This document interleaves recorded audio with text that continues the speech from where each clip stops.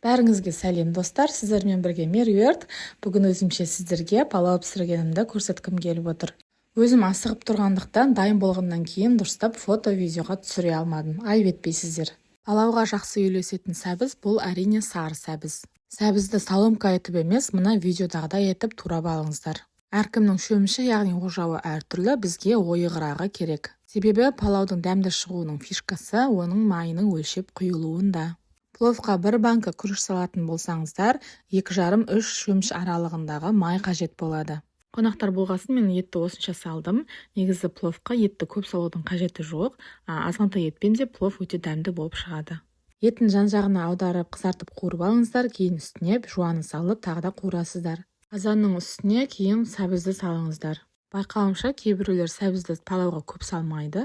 Негізі бұл да бір палаудың дәмді болып шығудың фишкасы. Сәбіз көп болған сайын сонша жақсы. Араларыңызда болгарский борщ, ласточка борщын жақсы көретіндеріңіз болса, оны да салып жіберсеңіздер болады. Бәрі қуырылып болғаннан кейін қазаныңызға 1 литрдей су құямыз. Етіңіздің пісуіне қарай қайнатасыз. Әрине көп қайнаған сайын су да азаяды. Ол ештеңе етпейді. Кейін күрішін салғанда үстіне жетпегенін құйып аласыздар. Етіңізді тұздап қоятын болсаңыздар, дәміне қарай тұзды байқап салыңыздар. Енді қақпағын жауып, астын азайтып, етті жартылай піскенше қайнатамыз. Қайнағаннан кейін қарап қойыңыздар, қатты қайнап, майы шайылып кетпесін. Күріштен мөлдір су шыққанша қайта-қайта жуып, крахмалын кетіріп жуудың қажеті жоқ, себебі күріштің өзіндік дәмі кетіп қалады.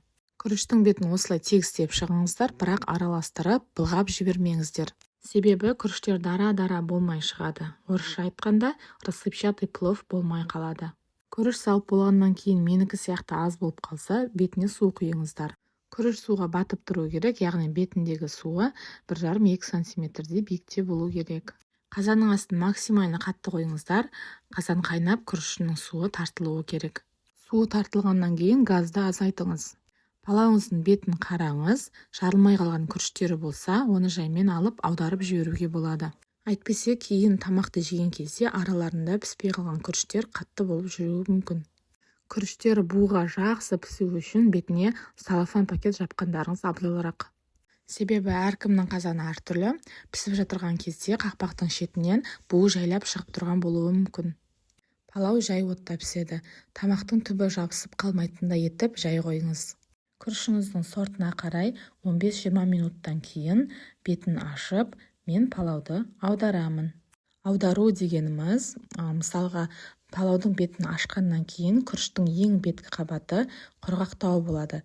Мен сол күріштің бетін жинап аламын да, бір шетін ашып, сол жерге беткі жағында тұрған күріштерді ең астына жіберемін. Себебі палаудың майы, сөлі, сочності бәрі түбінде жатқан болады.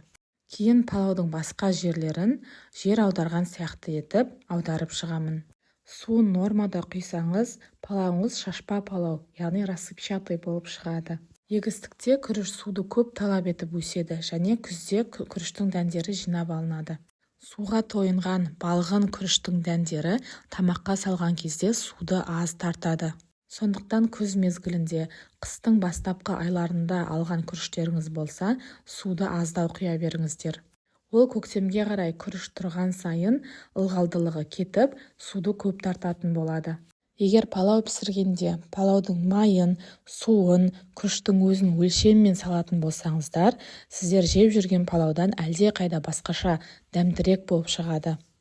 Мен тамақты қонаққа пісіргеннен кейін әрине көп деу болды, және де байқағандарыңыздай аудару сәл қиынға соқты. Сіздер өз шаңырағыңызға болатындай етіп пісірген кезде әрине бәрі оңайырақ болады. Палау пісірген кезде менің әдісімді қайталап көруге қорықпаңыздар. Міне көріп отырғандарыңыздай палауды аударған кезде астына шөмген майы, сөлі, жалпы сочності беткі жағына шығып бәрі араласады. Тағы да айта кететін жайт, етті турап емес бүтіндей салған, және сәбізді соломка етіп емес, мен көрсеткенде етіп тураған палаудың дәміне әсер етеді. Ал келесі видеода осындай дәмді палаумен күшті үйлесетін чимчи салатының рецептімен бөлісетін боламын. Ол видеоны жіберіп алмау үшін маған подписаться етіңіздер, және де қоңырауша батырмасын басып қойыңыздар.